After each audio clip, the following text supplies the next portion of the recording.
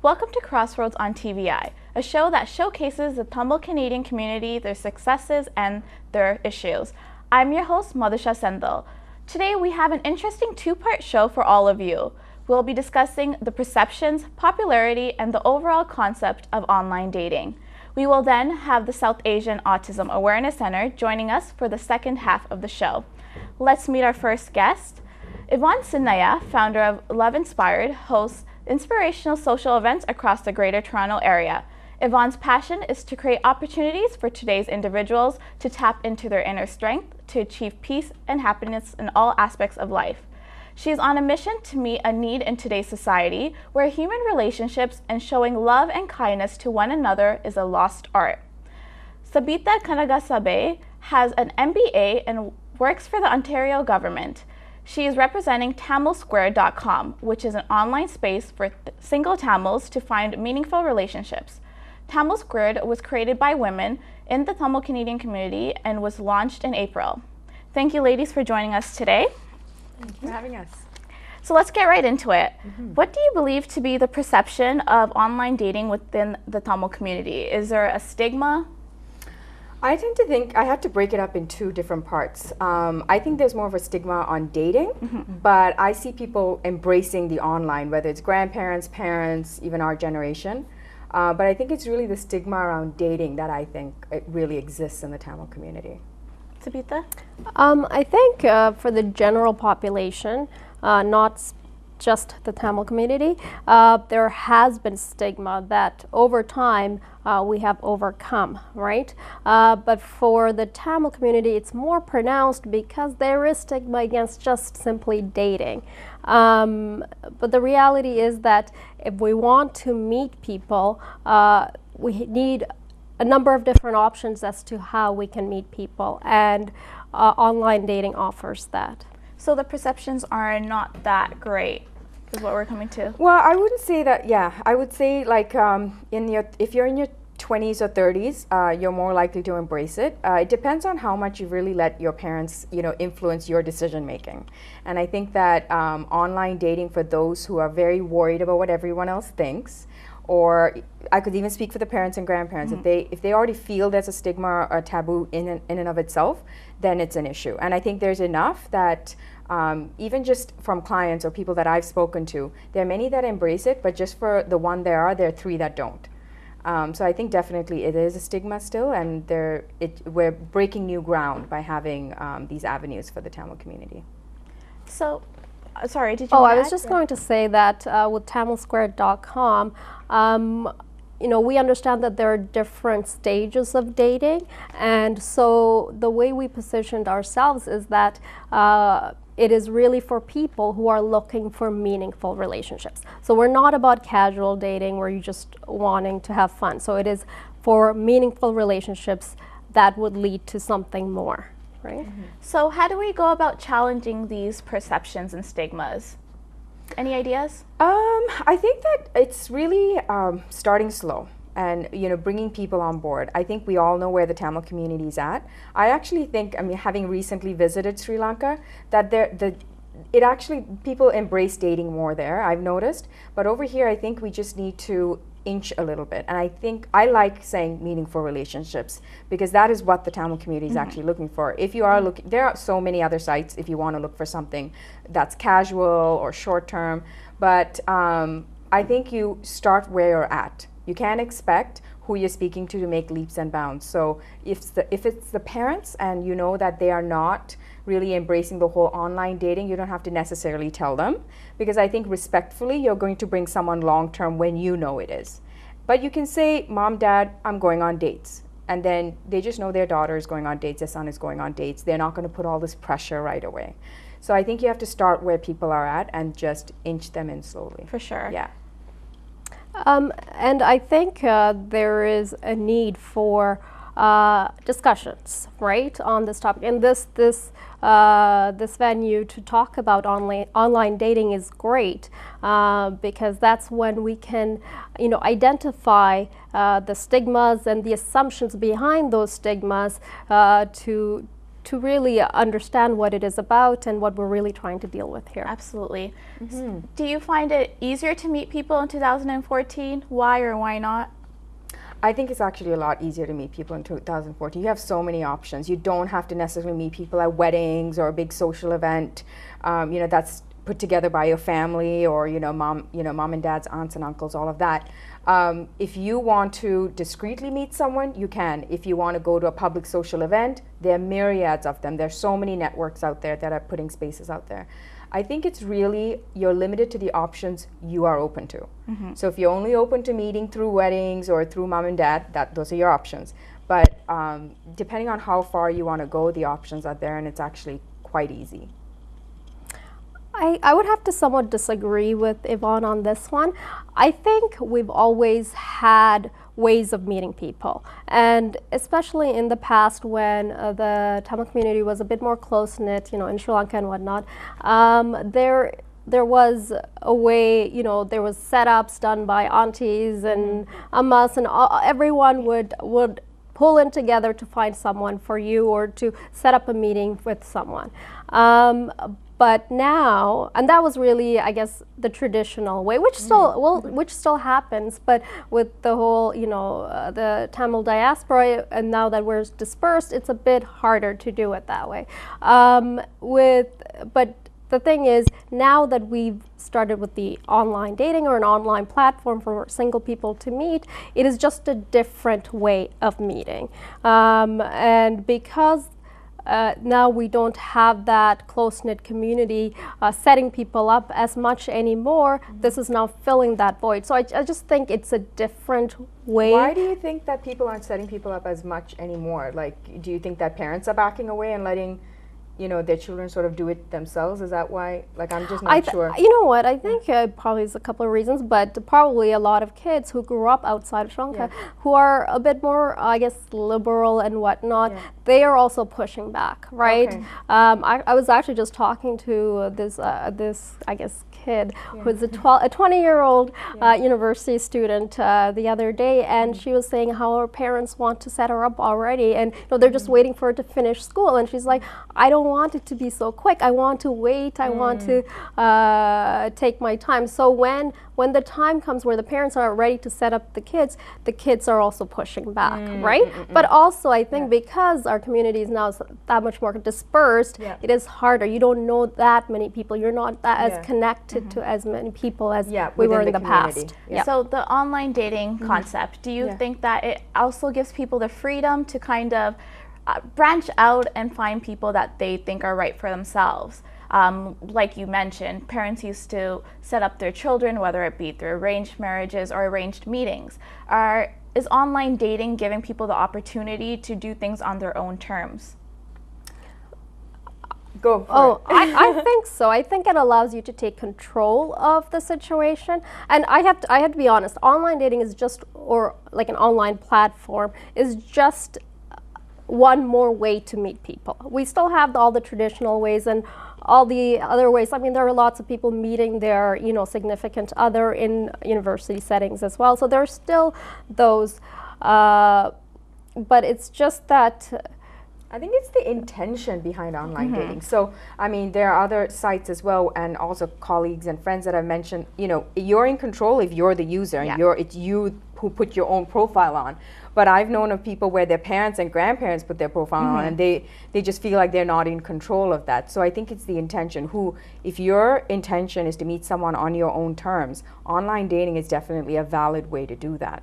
And I think that goes for any options that you have. Who's really in control and what the intention is. So that's sort of what I've seen out there. I think online dating is actually a really good option. Yep. And it seems that more and more people are making the jump into online dating, whether it be on websites or mobile apps, such as Facebook or Tinder and so forth. Is there a reason why there seems to be such an increase in popularity over online dating? Is your thoughts on those? See, even with Love Inspired, even though we acknowledge technology and the fact that people can meet, online, I think there's a disconnection with also face-to-face. So it's a balance. So even with online, I think people jump on it because it's quick. If you focused earlier on in your life on your career, and you're busy and even getting busier, with your 9 to 5 or the 14-hour days you're pulling, this is a quick way. But very soon you realize that window shopping has its limitations as well, sure. right? And so I think people, no matter what space, if you're 20s and you're just fast-paced or whether you have a really busy career, it's a nice option to just do a quick and efficient meet of people. But then use it as a way to actually learn what do you really want. Because either way, you're going to have to learn and figure that out. So it's a tool for those who are really busy too. It works for them if they can't make their way out to a bar or a restaurant to meet someone like people traditionally did at one point. Okay, and your thoughts? Well, I think the popularity for the online platform for single people to meet is, there are a number of reasons. One of them is that there are more single people out there. There's a high divorce rate even in the Tamil community, as well as there are people are choosing to look for a committed or look for someone later and later in life, right? Because they want to focus on their career and whatnot. And also there's so many sites available now, like general mainstream sites like Facebook and whatnot, that people are utilizing. And as was mentioned, it's just the time. People don't have as much time anymore, and it's just easier sometimes to go online from wherever they are. It's just accessible, right? Go online from wherever they are to see who else is out there who are looking for something meaningful, right? So are we losing the personal touch in dating?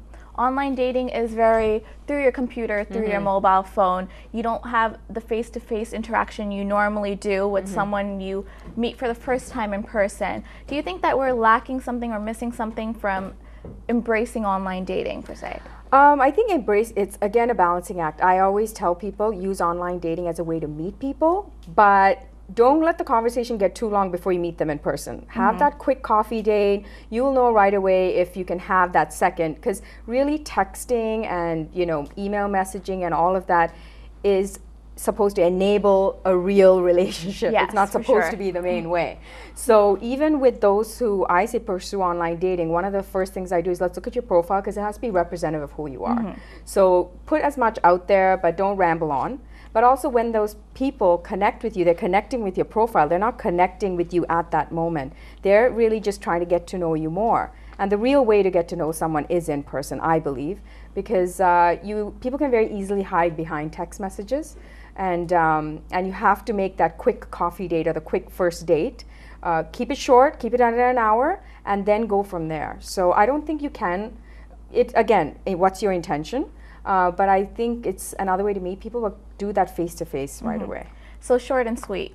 Short and sweet. And is that a mistake you see people doing often, like dragging on text conversations before they even meet? Yes, I think so. I think that you can, it can be a beautiful, 2-week, 3-week texting. Then you meet the person and you're like, oh, Nothing else to talk about. Oh, this is not, because the face-to-face and the chemistry that you were hoping for that was really great on text didn't actually live up to what it was in person. Now, wouldn't you rather have known that 2 weeks earlier and built it with your texting? Don't build up all those expectations, and use it in tandem. Use it, because if you're living far apart but you think the guy or the girl is really great, the texting is there, but get that first date, get the few dates going so you can actually use it in tandem, but definitely. Yeah, and I think, Yvonne is right. Like, the online platform is helps with the first step. Really, it weeds out the people you don't want to meet, and it identifies the people based on your preferences and whatnot, the people you may want to get to know better. And, you can have those initial, further getting to know that person online, and then definitely they need to meet up to see if there is chemistry and all of the other good stuff that needs to happen for a relationship to work. It's a great filter. Yes. So, Sabita, what inspired you to create TamilSquare.com? Can you tell us the thought process behind why you and your business partner decided to enter this particular market? So I'm representing Tamil Squared, and there is actually a core group of people that are part of it, and we're all women. And the thing is, a couple of years ago, when we were looking for that meaningful relationship with someone in the Tamil community, we faced all sorts of struggles. We also went through the whole setup by parents, and that there were some nice people we met, but really, it didn't click, and they tend to be, in terms of values and whatnot, it didn't always mesh with what we were looking for. Also, we also tried out, the shoddy.com and Plenty of Fish, but the thing is, you don't know who is Tamil and who is not. Although we were somewhat okay with going for someone who is not Tamil, most of us in the end wanted to meet someone Tamil and find something meaningful with them. But the thing is, we also realized this was not a issue that was unique to us. This was happening to all friends, families all across the world, and so we decided, okay, let's take control of this situation and let's see how we can address it, and so and see how we can serve the needs of the Tamil community. And so that's where it came out. This whole TamilSquared.com came out, and if you're single, we strongly encourage you to check it out. So you could say it's a result of personal experiences and definitely. From what you saw your friends were going through. And there are some very amazing people within the Tamil community. And it's unfortunate that we don't always get a chance to connect, and this online platform is supposed to enable that. For sure. Very nice. And Yvonne, what brought you to your business? Yeah. Did you feel that there was a need for it? Was the market lacking something? Yeah, I think for me, I was noticing the lack of in-person connection, and I was going to various spaces out with friends and family, and I just would see that people would make judgments quickly, or they were losing the skill or patience to get to know someone a little bit more. And I wanted to create social events for like-minded people, but also those who are wanting to get to know people in a more intimate environment, and not just a club or a bar where the music is loud, that there is some concept of also personal growth and self-awareness. And I put on an event about 2.5 years ago, and then it sort of blossomed from there about creating these spaces. I think it's definitely lacking.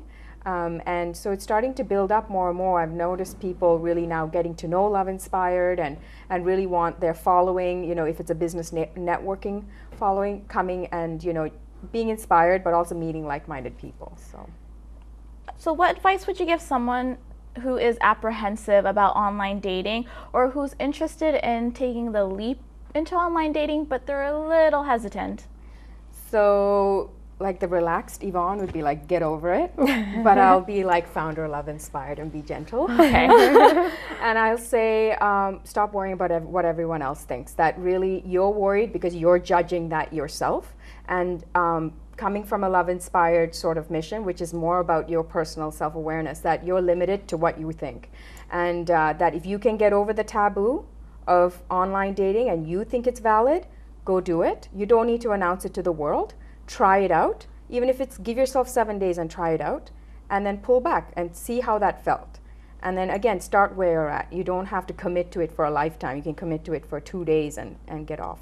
Sabitha, quickly, your thoughts? Yeah. I think one of the things that people have to realize is that the online community on these online platforms for single people, to me, it's not judging anyone in particular. It's not judging you for being on the site, right? Everyone is there to meet someone single and have a meaningful relationship. So everyone is there for a common purpose. So there is really nothing to be anxious about. Okay, thank you ladies for sharing.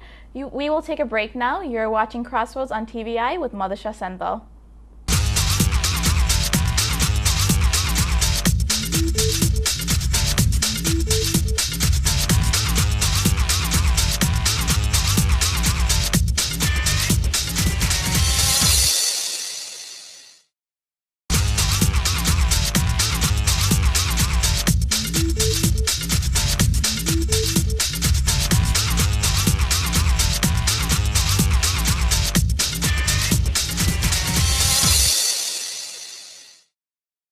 Welcome back to CrossRoads on TVI.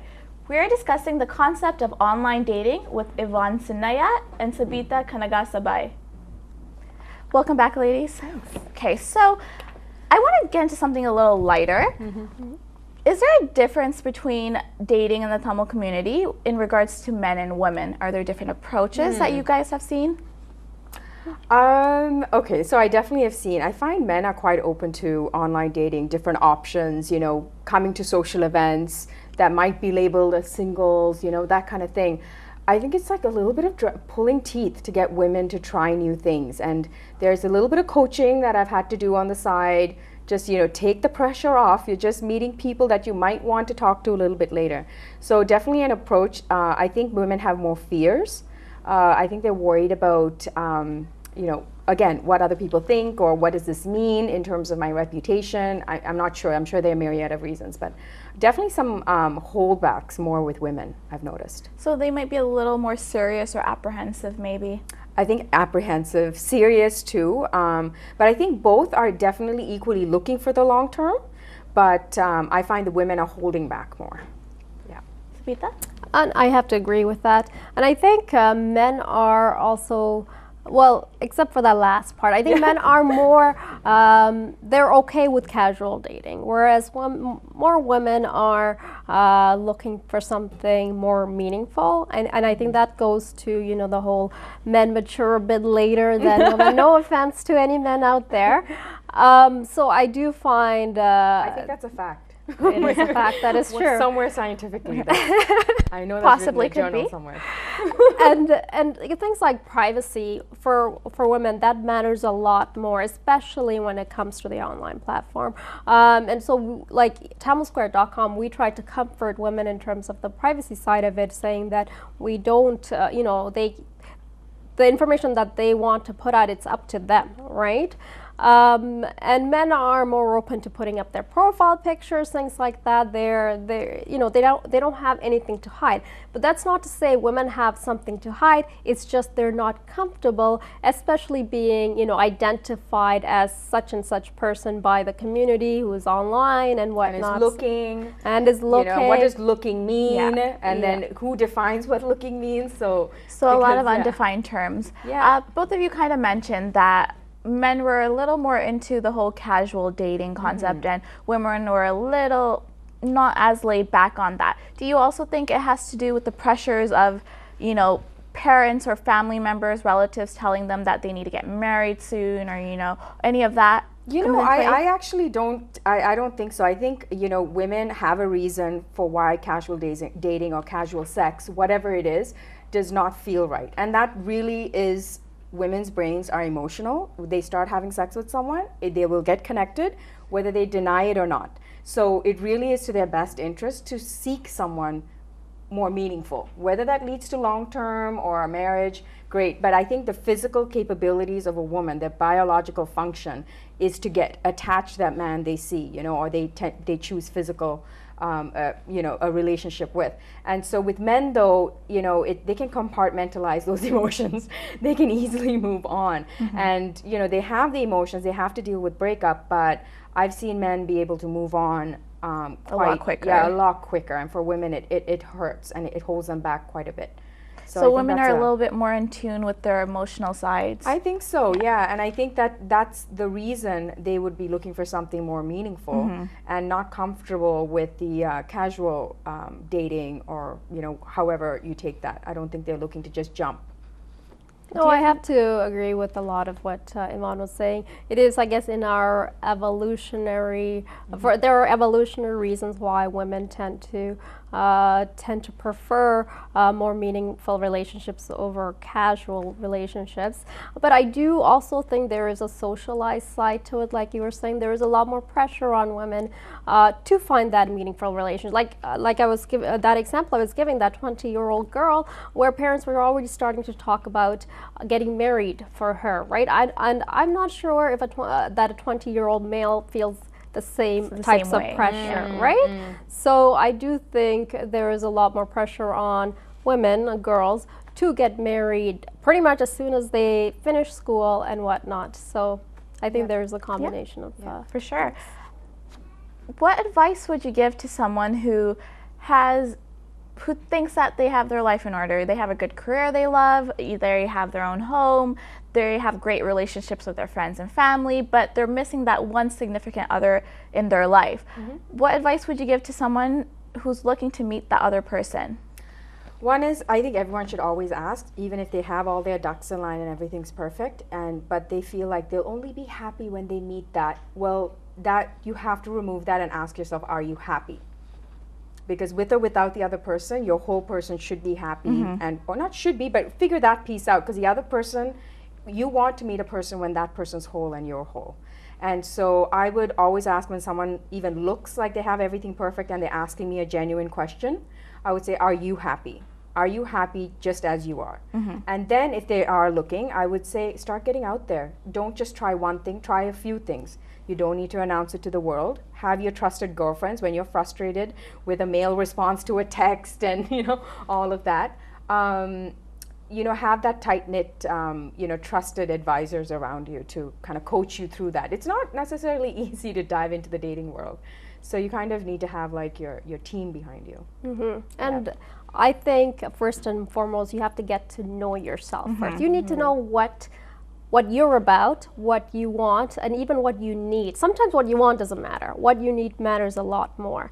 I think that's pretty much it. Like, and that comes with being yourself and accepting yourself as who you are, and not to worry about finding that significant other as a completing piece. And completely, if you feel that you're making a move, I think this is with every aspect of your life, because you're feeling pressured, you have to step back and question that. You cannot do it because you feel pressured. You have to do it because you think that's the right move for yourself. And it is okay to take your time to get there. It doesn't have to be right away. And sometimes when you think you know yourself, you really don't. Let's be honest, right? It takes a long time for us to get to know ourselves, and it takes a long time for us to even get to where we are, ourselves. So take the time. It is okay. And when you're ready, and when you don't have those internal barriers within you, you will meet that right person. Thank you, ladies, for joining us today. That was a really interesting conversation. There's a lot to think about. We will take a break now. You're watching CrossRoads on TVI with Madhusha Sendal.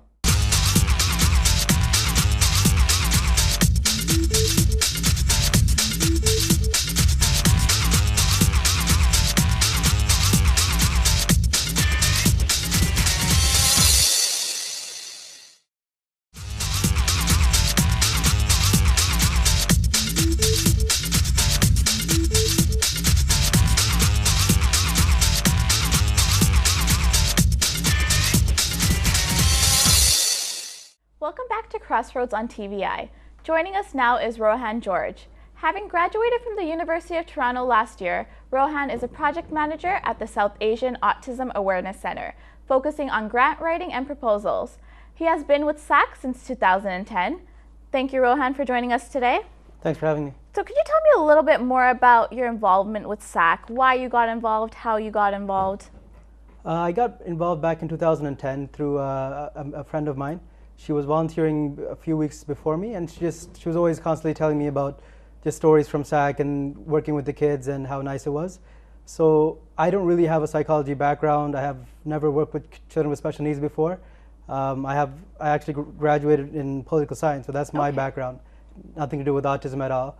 I just came out for one session on a weekend when they were having summer sessions at a park, just to go, kick a ball around with a couple of kids. So that was when I first got introduced.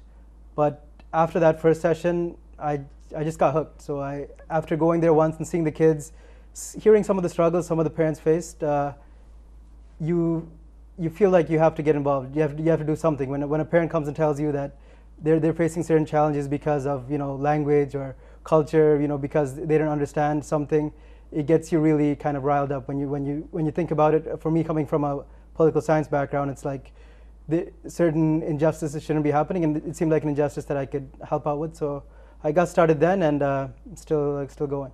So it wasn't on your radar before you heard your friend introduce it to you. It was just something you had a conversation about, and then you decided, why not? Let me just go out and see what I can do with them. Exactly. Like I had no idea what SAAAC was. I had no idea what autism was.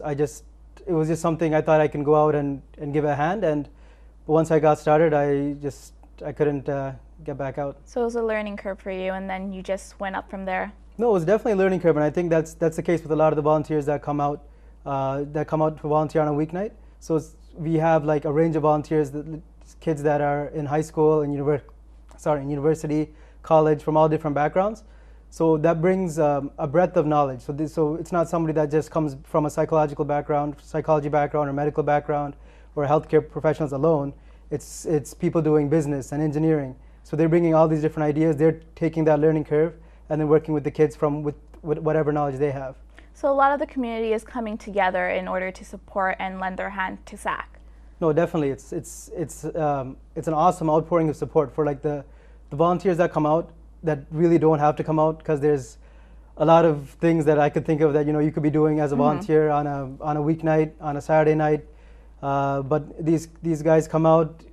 We have some volunteers coming out from Mississauga, from as far away as Jane and Finch. They take the bus. They come through traffic. For me, I have a hard time driving 10 minutes to the center, but we have volunteers coming from 10-15 minutes. Sorry, like an hour away, commuting just to get there and volunteering some time.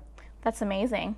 So let's begin by understanding more about autism. What is autism, and why is autism awareness so important, especially in the Tamil community? Well, so autism, before I start, I'll just preface with saying that I don't have a medical or psychological background. I'm just going to say it from my own experience. But autism is a neurological disorder that affects your social and communication abilities.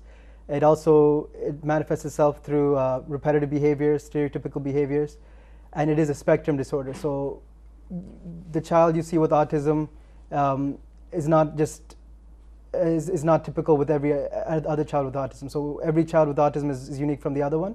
There's some youth you will see that have very strong communication abilities, and some with very weak, that can speak in full sentences, some that can't say a single word, some that have stronger social abilities, and some that don't.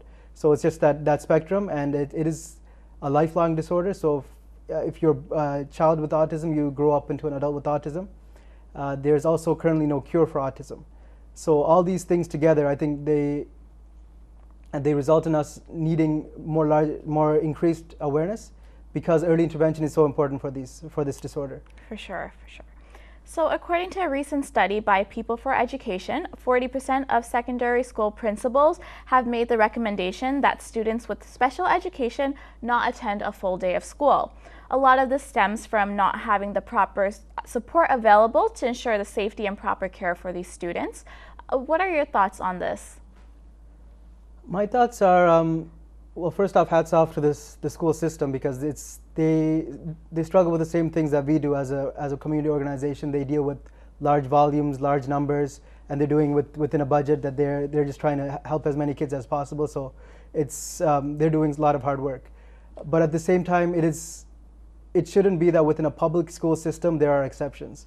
So when you're saying that 40% are sent home, and I don't think that's an acceptable number. I think 0 is the acceptable number, because in the public school system there shouldn't be exceptions that certain people with certain behaviors or certain needs are excused from the school system. There should be added support to kind of help them along the way. And I also think it's a bit more complicated than just blaming the school system. There's funding issues around whether the province is funding the money, whether it's within the school system, what resources to allocate, how much resources to allocate. But at the end of the day, I think as a community we have to collectively try to seek out a solution to make sure that number is not 40, but we bring that down to 0. And how important is it that children with special needs, such as autism, be given the same opportunities and experiences as children without? Kids are kids, right? So it doesn't matter if you have autism, it doesn't matter if you have another disability, developmental delay, or if you're blind or deaf, or whatever the special need is. That shouldn't prevent you from doing certain things. That shouldn't disable you from participating in life just as other kids. So kids with autism like to play just like other kids. Kids with autism like to go to movies just like other kids. So I think what we have to do is make sure that we can enable that. We have to be enablers of that and promote that kind of behavior. We shouldn't just kind of try to exclude people because they have certain behaviors, because they're acting out, right? Like just because a child with autism is acting out, you shouldn't say, okay, that kid shouldn't be playing with my kid. I don't want that child in my house.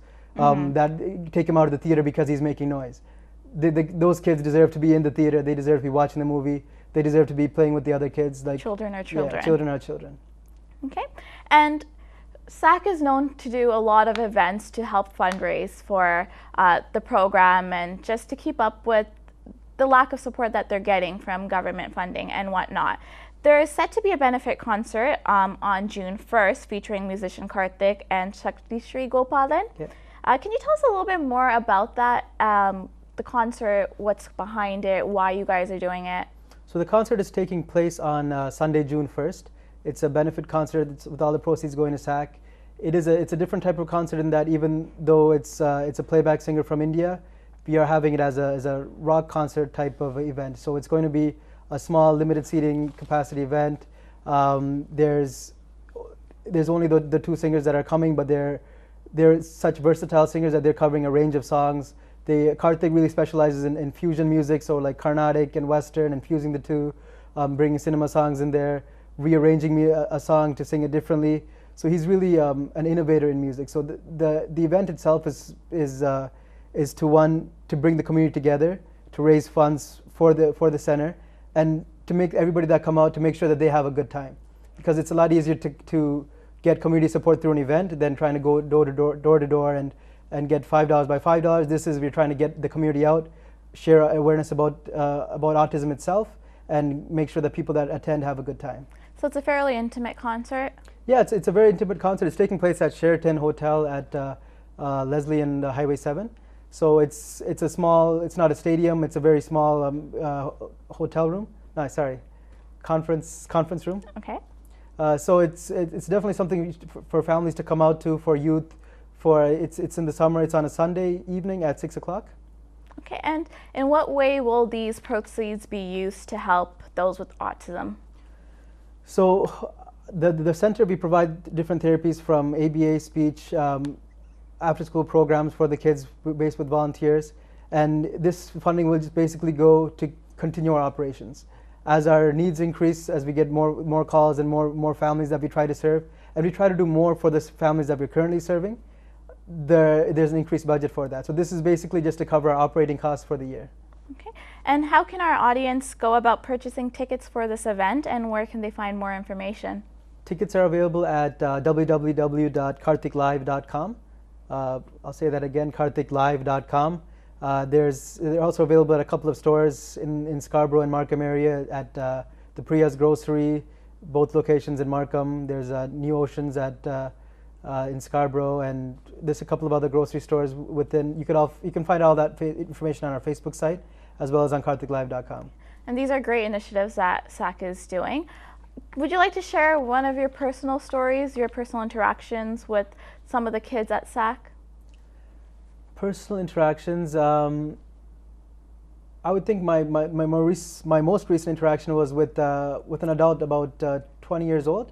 So he is no longer in school, but he comes to the center to help clean and we're employing him as to do some work at the center. So in my interactions with him, it's very interesting, because sometimes there'll be a crisis situation where we have to go to the house and support the parents. There's sometimes situations where you have to go to the school, and when he was trying to get back into school and support the family and trying to get the child back into school, and then as well as trying to create programs for them that are productive within the center. So it's like the experience is interesting because you understand the vast needs that every individual child and adult has, right? It's not a simple, you give them a pill and the child gets better. There's a myriad of needs that every child and individual has, and you're kind of supporting them throughout all the different kinds of needs that they have. And you, of course, build bonds and relationships with both the children and the parents as well? Yeah, the parents are great. Like, as time goes by, like I think at first we had a real reluctance within parents, within families, when they would come in. It was kind of stone-faced, and there wasn't that much interaction. But now it's like home. You go on a Thursday evening, you go to the center. It's like going home. You see families that from all walks of life. I don't know what village they're from, or what, I have no idea where they work. But the interactions are so fun. We just have fun when we see each other. We make jokes. That relationship is there, where you want to go on a weeknight to go and see them. So it's a positive environment. It's a great community like setting? It's community for everybody that's involved. So like the volunteers that come out, they have a good time within their group, within their age group. The parents that come out, they interact within their age group. The mothers get together, they have little gossip groups. The parents, the dads get together and they have their own conversation. So it's good to see. Well, that's great to hear. Thank you so much for joining us today, Rohan, and sharing all that information with us. That concludes our show for today. Thank you all for joining us. You have been watching Crossroads on TVI with Madhusha Sendal.